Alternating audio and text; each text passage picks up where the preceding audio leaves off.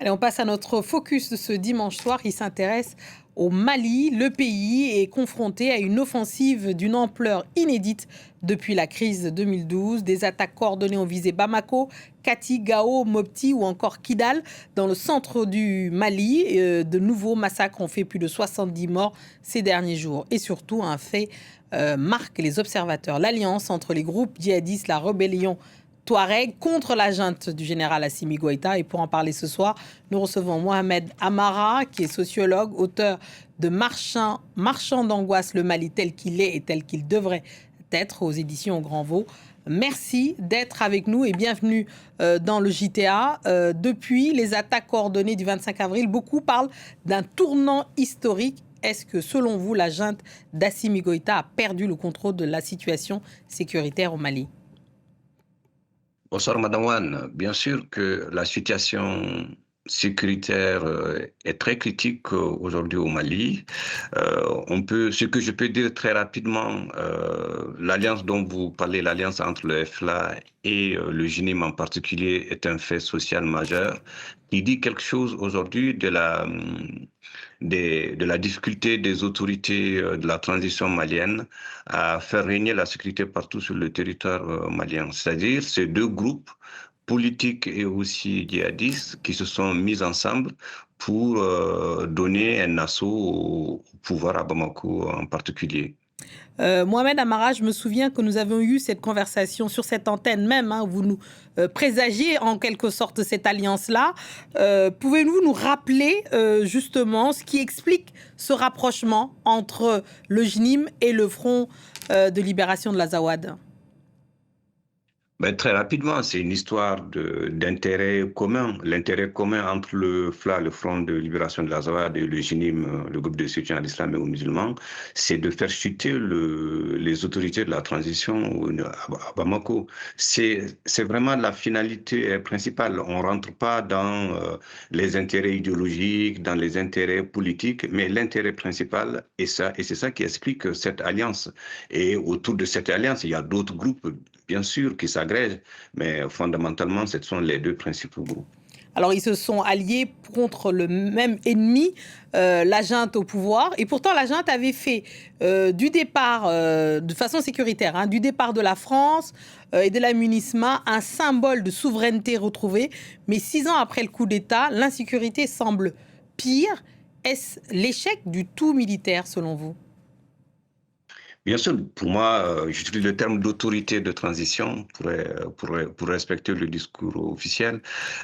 Bien sûr qu'il y a une difficulté aujourd'hui liée principalement à ce tout militaire qui, par conséquent, a mis de côté tous les choix politiques, tous les choix éducatifs, tous les choix sociaux qui auraient permis, à mon avis, de pallier ce problème-là que les Maliens vivent aujourd'hui, qui est celui de la dégradation sécuritaire, comme le témoignent les attaques simultanées et coordonnées du 25 avril dernier. Le tout militaire noie toute possibilité de rédemption, toute possibilité de ramener la paix et qui, on sait aujourd'hui la suite, c'est les difficultés de ravitaillement en carburant liées au blocus qui est mené ici et là.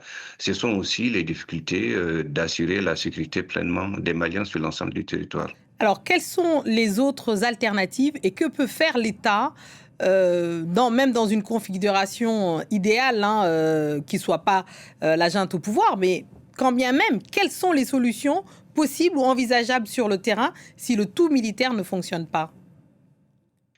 Mais la solution, principalement, c'est ce qu'on s'est dit au dernier échange que nous avions eu.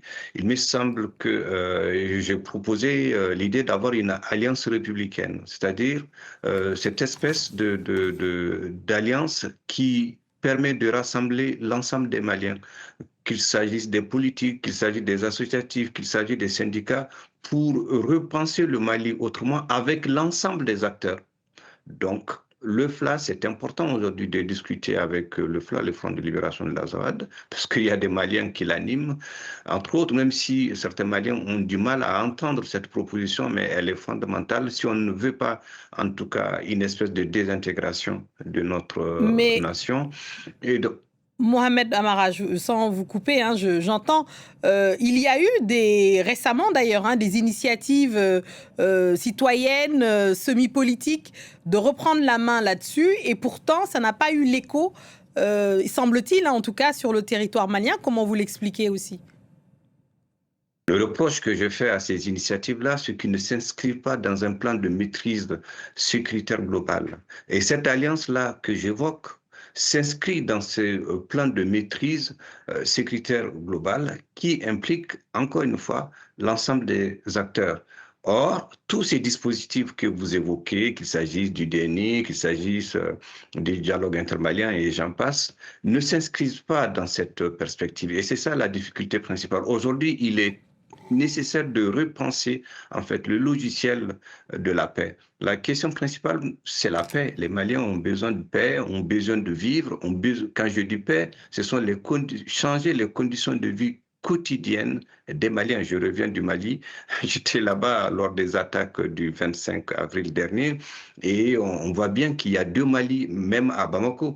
C'est-à-dire il y a des Maliens qui se soucient de ce qui se passe, qui sont inquiets pour leurs proches, pour eux-mêmes. Il y en a d'autres qui continuent à vivre dans une espèce d'insouciance, à faire ce qu'on appelle des balanichos, c'est-à-dire ces animations culturelles animées par des DJ dans les quartiers, comme si de rien n'était. Donc il y a deux Mali, et ce sont ces deux Mali-là qu'il faudrait arriver à un moment ou à un autre à rapprocher en s'inscrivant dans un plan de maîtrise sécuritaire qui implique, encore une fois, l'ensemble des acteurs, pas seulement à l'intérieur, mais aussi à l'extérieur du Mali.